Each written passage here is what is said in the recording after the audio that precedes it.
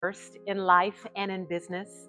Can you really be serious about keeping God first while you are running a successful business? Can you be focused on honoring Him even when you have to make tough decisions?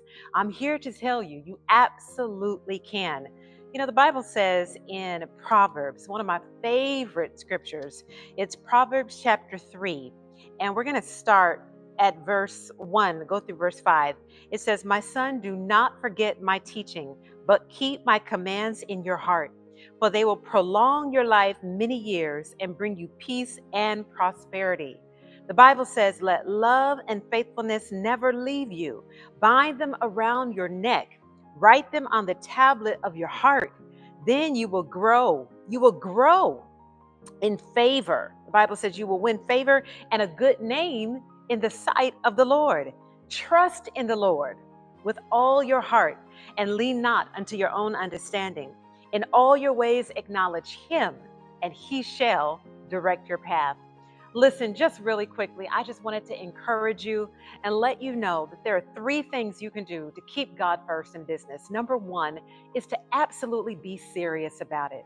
Have a real relationship with God, the kind of relationship that doesn't let you just put Him on the shelf somewhere and forget about your relationship, even when you're in the boardroom, even when you're at the important meetings. Make sure, hi, Fallon, good to see you on here. Welcome in, and everyone watching the replay as well. But keep God first in all of your ways, especially when it gets tough, especially when it gets hard, and you're tempted to dumb your faith down. Don't do it. Rather, stand firm, stand flat-footed, stand solid on the word of God. Hey, Elder Woods, good to see you in here. Hello, hello. All right, so that's number one, is to stand firm on the word of God. Number two is to make sure you're surrounding yourself with people who also speak words of life to you. Amen. You want to be surrounded with people who are focused on keeping God first in their life and in their business as well. Hey, Prince Amir, good to see you on here. You want to be focused on doing that because as you surround yourself with the right people, it's going to help you make the right choices. It's going to help you know what to say yes to, and it's going to help you know what to say no to as well.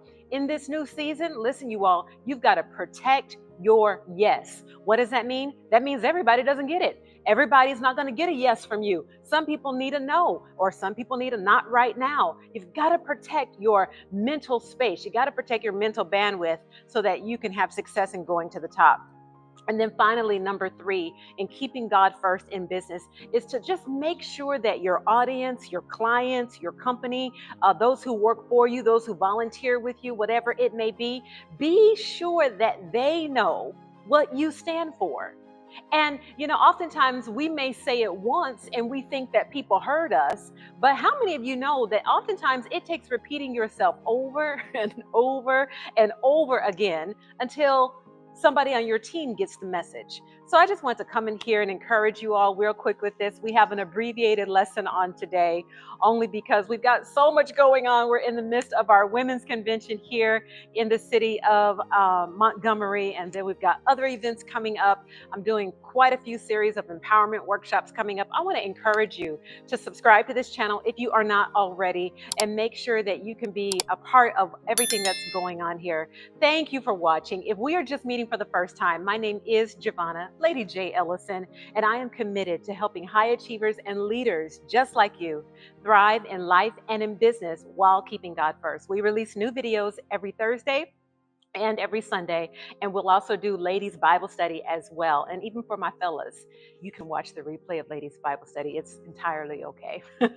I love you all so much. Let me pray for you. Father, I thank you for those who are watching. I thank you for their life. I thank you for what you're doing in their life. I thank you for the purpose that you have on them, Father.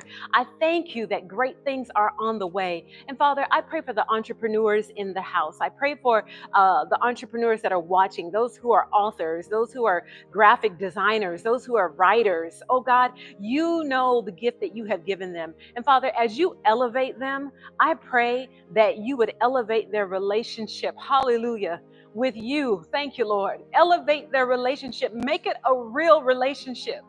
Oh God, we're living in a time now where people are lost.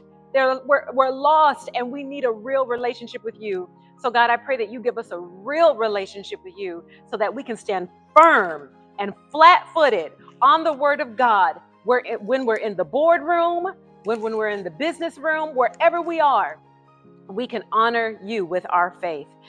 Amen. In Jesus' name, amen. Thank you all so much. I love you with the love of the Lord, and I'll see you right here next Thursday for our special Ladies Bible Study. Bye, everybody.